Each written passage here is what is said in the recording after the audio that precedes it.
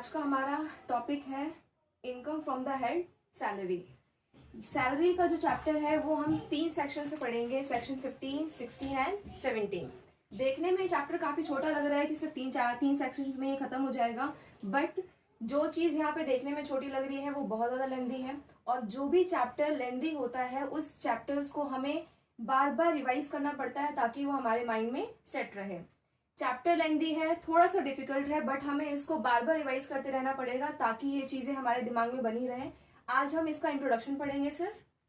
तो सबसे पहले वर्ड आता है सैलरी। What is salary? किसी भी इनकम को हम सैलरी कब कहते हैं? हमारे पास बहुत तरह की इनकम आती है लेकिन हम सारी इनकम को सैलरी नहीं कहते। किस इनकम को पर्टिकुलरली हम सैलरी के हेड में डालेंगे वो डिटरमाइन होता है एक रिलेशनशिप से, and that relationship is called employ and employer relationship. अगर पेयर और पेई के बीच में एम्प्लॉय और एम्प्लॉयर का रिलेशनशिप एग्जिस्ट करता है तो वो जो इनकम मिलेगी एम्प्लॉय को वो इनकम क्या मानी जाएगी? सैलरी।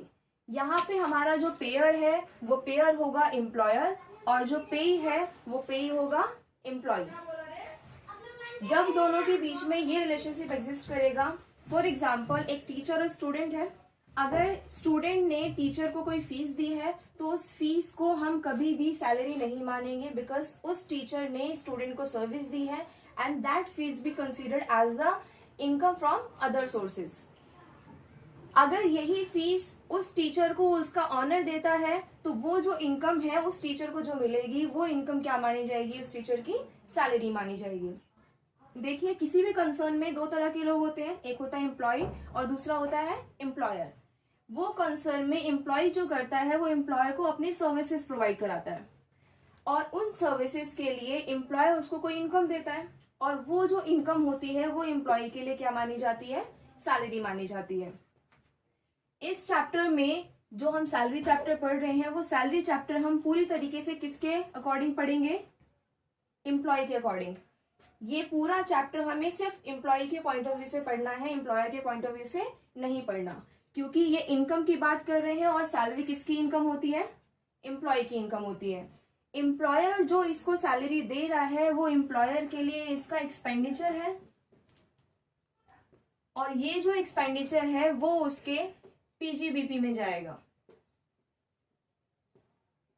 और इसको हम उसके पीजीबी वाले चैप्टर में पढ़ेंगे। फिलहाल हम अभी मैंने आपको बताया कि यहाँ पे एम्प्लॉय एम्प्लॉयर को सर्विसेज प्रोवाइड करा रहा है, तो वो सर्विसेज के लिए एम्प्लॉयर ने उसको पेमेंट करी और उस पेमेंट को हमने सैलरी नाम दे दिया। तो आप इसमें लेके ये कंफ्यूज मत हो जाइएगा कि कोई भी इंसान जब सर्विसेज देगा तो वो सर्विसेज की पेमेंट हमेशा सैलरी के नाम से ही आएगी। सर्विसेज की पेमेंट सैलरी तभी मानी जाएगी जब उन दोनों के बीच में क्या रिलेशन होगा? एम्प्लॉय का और एम्प्लॉयर का। अब ये कैसे पता चलेगा कि एम्प्लॉय और एम्प्लॉयर का रिलेशनशिप दोनों के बीच में है? एम्प्लॉय और एम्प्लॉयर का रिलेशनशिप का मतलब ये होता है कि उसमें से जो एक इंसान है वो एक मास्टर की तरह कमांड करेगा और एक जो होगा वो सर्वेंट की तरह करेगा। मास्टर और सर्वेंट का रिलेशनशिप कैसा होता है? घर में जो भी एक मास्टर होता है, मालिक होता है, और एक सर्वेंट होता है, नौकर। तो मास्टर जो भी अपने सर्वेंट को बोलता है, सर्वेंट को उसको मानना पड़ता है और सर्वेंट उसमें उससे बहस नहीं कर सकता, उसको उसकी काम को चुपचाप से मानना पड़ेगा। तो सेम रिलेशनशिप यहाँ पे एम्प्लॉय और एम्प्लॉयर का होता है। एम्प्लॉयर एज एक्ट करता है मास्टर की तरह और एम्प्लॉय एक्ट करता है सर्वेंट की तरह। तो यहाँ पे एम्प्लॉय को अपने एम्प्लॉयर के दिए हुए सारे कमांड्स को एक्सेप्ट करना पड़ेगा और एम्प्लॉयर उन्हें अपने सारे कमांड्स देगा जो भी उसके काम से रिलेटेड होंगे। सो एम्प्लॉयर इज अ मास्टर। उस पूरे कंसर्न में एम्प्लॉयर का काम होगा मास्टर का काम, जो और मास्टर का काम क्या होता है? किसी भी पर्सन को कमांड देना। जबकि एम्प्लॉय कौन होगा? सर्वेंट यानी नौकर होगा और नौकर का काम होता है अपने मास्टर के दिए हुए कमांड को सिर्फ एक्सेप्ट करना और उसके अकॉर्डिंग ही उसको काम। टॉपिक है हमारा कुछ ऐसी स्पेशल इनकम्स होती हैं जिसको हम सैलरी में कंसीडर करते हैं और नहीं करते हैं। तो कुछ पर्टिकुलर तरह की इनकम है जो सैलरी मानी जाएगी या फिर सैलरी नहीं मानी जाएंगी। पहली इनकम है income received by the MP which is member of parliament and MLA member of legislative assembly is not considered as salary. जो भी इनकम एमपी और एमएलए को मिलती है वो इनकम को वो अपनी सैलरी के हेड में टैक्सेबल नहीं करते हैं। क्यों नहीं करते?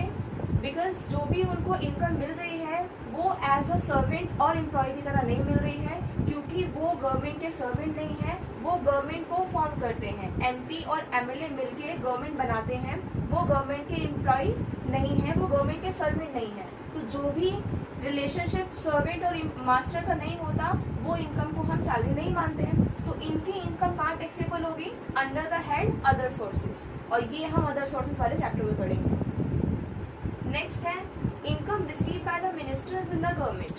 अब कुछ ऐसे मिनिस्टर्स होते हैं जिनको एक डिपार्टमेंट दे दिया जाता है कि उस डिपार्टमेंट को संभालें, और उस डिपार्टमेंट के लिए एक हेड डाला जाता है और उस हेड को मिनिस्टर कहते हैं। उस मिनिस्टर को जो वहां से इनकम मिलेगी उस इनकम को हम सैलरी मानेंगे, बिकॉज मिनिस्टर अब वहां पे वो गवर्नमेंट फॉर्म नहीं कर रहा, वो गवर्नमेंट के लिए काम कर रहा है। तो जो भी इंसान गवर्नमेंट के लिए काम कर रहा है वो गवर्नमेंट का सर्वेंट हुआ, और अगर वो गवर्नमेंट का सर्वेंट है तो उसे अपनी इनकम कहाँ टैक्सेबल करानी पड़ेगी? अंडर द हेड सैलरी के अंदर। नेक्स्ट आता है any income which is receive by the partner of a firm. किसी भी फर्म को हम बिजनेस भी कहते हैं। अब अगर कोई पार्टनर अपने बिजनेस में से कोई भी चीज अर्न कर रहा है तो उस अर्निंग को वो अपने सैलरी के हेड में टैक्सेबल नहीं करेगा, वो टैक्सेबल होगी उसके income from profit and gain from business and profession, PGBP, जो कि मैंने आपको लास्ट अभी बताया था, और ये हम पीजीवी वाले चैप्टर में करेंगे। नेक्स्ट है payment receive by the director of a company. Director of a company का दो काम होता है, एक तो वो एज अ डायरेक्टर काम करता है, तो जब वो एज अ डायरेक्टर काम करता है तो डायरेक्टर के लिए जो उसे पेमेंट मिलती है वो तो उसकी सैलरी है। लेकिन जब वो स्पेशली डायरेक्टर सिटिंग के लिए फीस लेता है तो सिटिंग की फीस को वो अपनी सैलरी में इंक्लूड नहीं करता, वो उस इनकम को अदर सोर्सेज में डालता है।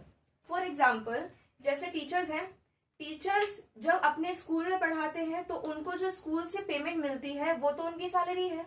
लेकिन अगर उन टीचर को हम किसी स्पेशल काम के लिए अपॉइंट कर लें, फॉर एग्जाम्पल बोर्ड के पेपर चेक कराने हैं या किसी और काम के लिए कोई उसको अपॉइंट करता है, तो वो पेपर चेक करने के जो उनको पैसे मिलेंगे वो पैसे वो अपनी सैलरी के हेड में नहीं डालेंगे, बल्कि वो पैसे वो अपने कहाँ डालेंगे? अदर सोर्सेज के अंदर। एंड द लास्ट पॉइंट इसके अंदर ये है आपका एक्सेप्शन। एक्सेप्शन क्या कहता है कि हमने अभी तक पढ़ा है कि जो भी इनकम एम्प्लॉयर और एम्प्लॉय के रिलेशनशिप में आएगी उसको हम सैलरी बोलेंगे। लेकिन ये एक ऐसा एक्सेप्शन है जहां पे एम्प्लॉय और एम्प्लॉयर का रिलेशनशिप भी नहीं है लेकिन वो सैलरी भी है। और ये एक्सेप्शन कहाँ पे आता है? सुप्रीम कोर्ट और हाई कोर्ट के जो जजेस होते हैं उनको जो भी रेम्युनरेशन मिलती है वो सैलरी में डाली जाती है। लेकिन अब वहां पे बात ये उठती है कि जो जजेस होते हैं वो किसी के एम्प्लॉय नहीं होते। ऑल्दो जजेस की जो अपॉइंटमेंट है वो प्रेसिडेंट करता है, बट फिर भी वो जजेस प्रेसिडेंट को किसी भी जवाबदेही के लिए नहीं होते, वो अपना इंडिपेंडेंट काम करते हैं और वो प्रेसिडेंट के अकॉर्डिंग काम नहीं करते, वो प्रेसिडेंट के कमांड्स को एक्सेप्ट नहीं करते कुछ सिचुएशन के अंडर छोड़ के। तो लेकिन फिर भी यहाँ पे कोई भी एम्प्लॉय और एम्प्लॉय का रिलेशनशिप नहीं है, उसके बावजूद भी इनको जो भी इनकम मिलेगी वो अपनी इनकम को सैलरी के हेड में ही टैक्सेबल करेंगे। पहले हम ये पढ़ लेते हैं कि इनकम जो है वो दो तरह से हम रिसीव करते हैं, एक ड्यू बेसिस पे और एक रिसीव बेसिस पे। कुछ टर्म्स ऐसे होते हैं, कुछ प्रिंसिपल ऐसे होते हैं जो ये कहते हैं कि अगर आपने इनकम को ड्यू कर दिया है तो इट्स डन, मतलब आपकी इनकम ड्यू हो गई तो अब वो टैक्सेबल हो जाएगी। और कुछ प्रिंसिपल्स कहते हैं कि इनकम रिसीव हो गई तो टैक्सेबल हो जाएगी। लेकिन इनकम टैक्स कहता है कि हमें ड्यू बेसिस से और रिसीव बेसिस से मतलब ही नहीं है, हमें मतलब सिर्फ ये है कि इनकम हुई है या फिर इनकम नहीं हुई है। अगर आपने इनकम रिसीव कर ली है या फिर अगर आपकी इनकम ड्यू हो गई, रिसीव हो गई, वेदर इट इज कुछ भी हो जाए, वो इनकम टैक्स में टैक्सेबल हो जाएगी।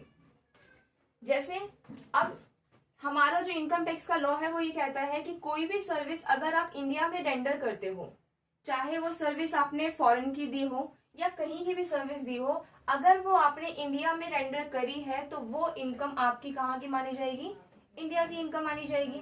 जैसे कि एक फॉरेन की कंपनी है जो इंडिया में स्टैब्लिश है, अब यहाँ पे जो भी फॉरेनर उसमें इंडिया में काम कर रहा है, वो जो भी इनकम रिसीव करेगा वो सारी इनकम कहाँ की मानी जाएगी? इंडिया की, और वो टैक्सेबल भी कहाँ होगी? इंडिया में ही होगी। अब इसका उल्टा ये लेते हैं कि यही चीज अपोजिट हो जाए कि हमारी इंडियन कंपनी है और वो स्टैब्लिश है यूएसए में, तो यहाँ के जो भी लोग वहां पे काम कर रहे होंगे तो वो इनकम इंडिया की इनकम नहीं मानी जाएगी। क्यों? क्योंकि वो सर्विस हमने इंडिया में रेंडर नहीं करी है, वो सर्विस हमने करी है इंडिया से बाहर रेंडर करी है, तो वो इनकम यूएसए की गवर्नमेंट टैक्सेबल करेगी, इंडिया की गवर्नमेंट से टैक्सेबल नहीं कर सकती। इसमें एक एक्सेप्शन ये भी है कि कई बार ऐसा होता है कि कुछ ऐसे एम्प्लॉय होते हैं जो पहले सर्विस को इंडिया में दे देते हैं। फॉर एग्जाम्पल, एक सोल्जर है जिसने अपनी पूरी लाइफ में इंडिया में सर्विस दी है और रिटायर होने के बाद वो आउट ऑफ इंडिया स्टैब्लिश होने चला गया, लेकिन रिटायर होने के बाद उसे पेंशन तो कॉन्टिन्यूस मिलती रहेगी। उस पेंशन को लेने के लिए वो बार बार इंडिया तो आएगा नहीं, वो पेंशन उसको फॉरेन में ही मिलेगी, लेकिन क्योंकि उसने वो जो पेंशन रिसीव कर रहा है वो पेंशन उसने उस चीज के लिए रिसीव कर रहा है जो सर्विस उसने इंडिया में दे चुका है। तो इस केस के अंदर चाहे वो पेंशन फॉरेन में रिसीव कर रहा है, उसके बावजूद भी वो इनकम कहाँ की मानी जाएगी, इंडिया की, बिकॉज वो जो पेंशन रिसीव कर रहा है वो उसलिए रिसीव कर रहा है क्योंकि उसने सर्विस इंडिया में दी थी। अब इसका भी एक्सेप्शन है। इस एक्सेप्शन के अंदर ये आता है कि अगर कोई भी इनकम गवर्नमेंट ऑफ इंडिया ने पे करी है एक ऐसे एम्प्लॉय को जो कि सर्विस बाहर दे रहा है। अभी हमने इससे पहले क्या पढ़ा कि जो सर्विस हम इंडिया में देंगे सिर्फ वही इनकम कहाँ की मानी जाएगी, इंडिया की। लेकिन अब यहाँ पे वो सर्विस तो बाहर दे रहा है, लेकिन उसके बावजूद भी ये इनकम कहाँ की मानी जाएगी, इंडिया की ही मानी जाएगी, क्योंकि वो सर्विस उसने गवर्नमेंट के लिए दी है। जैसे हमारी बहुत सारी एम्बेसी है वो बाहर ही होती है।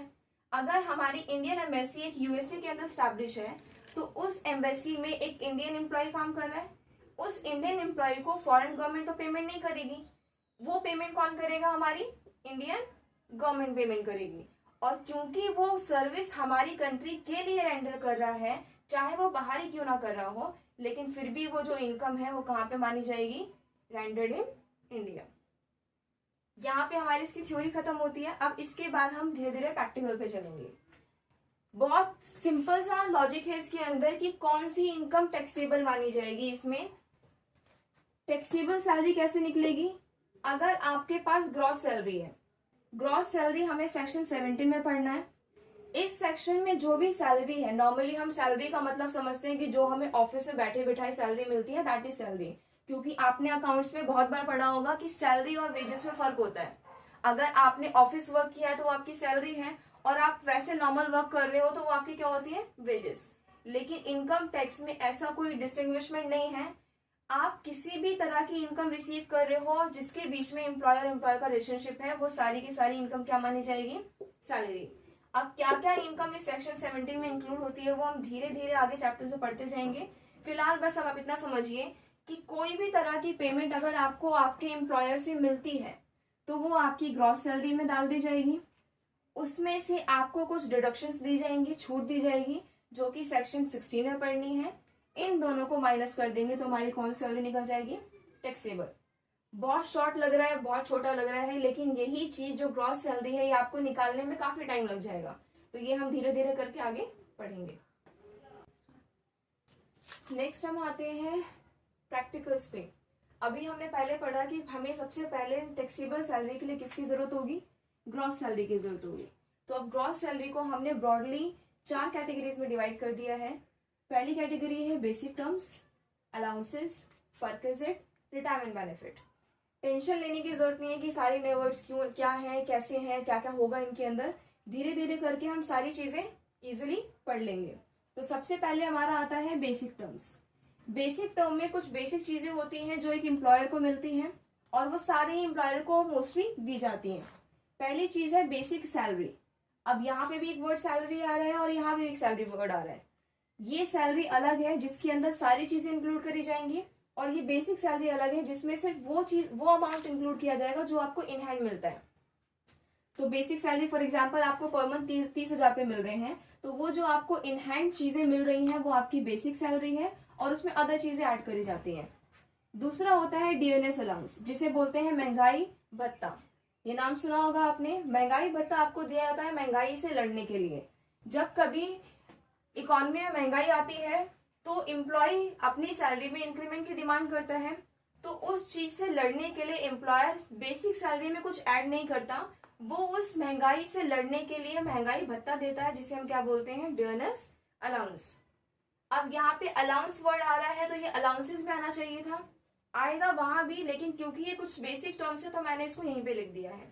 नेक्स्ट होता है बोनस। बोनस आप सभी जानते हैं कि बोनस क्या होता है। जब आप पूरे ईयर काम कर लेते हैं तो आपको कुछ एक्स्ट्रा अमाउंट दिया जाता है, जिसे हम क्या बोलते हैं, बोनस बोलते हैं। जब आपका टर्नओवर अच्छा हो जाता है तो उसके लिए आपको बोनस दिया जाता है। लास्ट है कमीशन। कमीशन दिया जाता है किसी चीज को अचीव करने के लिए, टर्नओवर को अचीव करने के बाद कुछ फिक्स परसेंटेज ऑफ कमीशन मिलता है, और ये हर किसी को नहीं मिलता, ये किसी किसी को मिलता है। ये सारी चीजें जो होती हैं ये होती है फुल्ली टैक्सेबल। आपको बस एक वर्ड याद रखना है कि जब भी मैं बोलूं कि ये चीज फुल्ली टैक्सेबल है, तो फुल्ली टैक्सेबल का मतलब है कि आपको इसमें कोई कैलकुलेशन, कोई दिमाग कुछ नहीं लगाना। जहां भी आपको ये चार चीजें मिलती हैं, आप बस इसे उठा के उस परफॉर्मर के अंदर डाल दोगे।